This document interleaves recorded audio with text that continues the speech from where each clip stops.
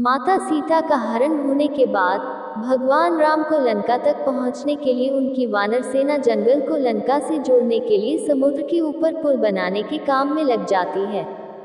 पुल बनाने के लिए पत्थर पर भगवान श्री राम का नाम लिखकर पूरी सेना समुद्र में पत्थर डालती है।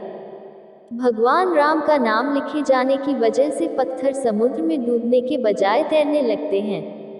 यह सब देखकर सभी वानर काफी खुश होते हैं और तेजी से पुल बनाने के लिए पत्थर समुद्र में डालने लगते हैं। भगवान राम पुल बनाने के लिए अपनी सेना के उत्साह, समर्पण और जुनून को देखकर काफी खुश होते हैं। उस वक्त वहां एक गिलहरी भी थी जो मुंह से कंकड़ उठाकर नदी में डाल रही थी। उसे ऐसा बार बार करते हुए एक वानर देख रहा था। कुछ देर बाद वानर गिलहरी को देखकर मजाक बनाता है। वानर कहता है, हे गिलहरी, तुम इतनी छोटी सी हो, समुद्र से दूर रहो। कहीं ऐसा ना हो कि तुम इन्हीं पत्थरों के नीचे दब जाओ। यह सुनकर दूसरे वानर भी गिलहरी का मजाक बनाने लगते हैं। गिलहरी यह सब सुनकर बहुत दुखी हो जाती है। भगवान राम भी दूर से यह सब होता देखते हैं। गिलहरी की नज़र जैसे ही भगवान राम पर पड़ती है, वो रोते रोते भगवान राम के समीप पहुंच जाती है। परेशान गिलहरी श्री राम से सभी वानरों की शिकायत करती है।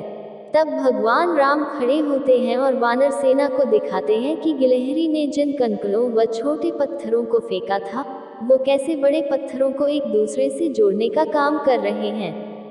भगवान राम कहते हैं, अगर गिलहरी इन कंकड़ों को नहीं डालती, तो तुम्हारे द्वारा फेंके गए सारे पत्थर इधर उधर बिखरे रहते। ये गिलहरी के द्वारा फेंके गए पत्थर ही हैं, जो इन्हें आपस में जोड़े हुए हैं। पुल बनाने के लिए गिलहरी का योगदान भी वानर सेना के सदस्यों जैसा ही अमूल्य है। इतना सब कहकर भगवान राम बड़े ही प्यार से गिलहरी को अपने हाथों से उठाते हैं। फिर गिलहरी के कार्य की सराहना करते हुए श्री राम उसकी पीठ पर बड़े ही प्यार से हाथ फेरने लगते हैं। भगवान के हाथ फेरते ही गिलहरी के छोटे से शरीर पर उनकी उंगलियों के निशान बन जाते हैं। तब से ही माना जाता है कि गिलहरियों के शरीर पर मौजूद सफ़ेद धारियां कुछ और नहीं, बल्कि भगवान राम की उंगलियों के निशान के रूप में मौजूद उनका आशीर्वाद है। दोस्तों, ये कथा आपको कैसी लगी कमेंट में ज़रूर बताइए, और अगर वीडियो अच्छी लगी हो तो लाइक और सब्सक्राइब भी कीजिए। धन्यवाद।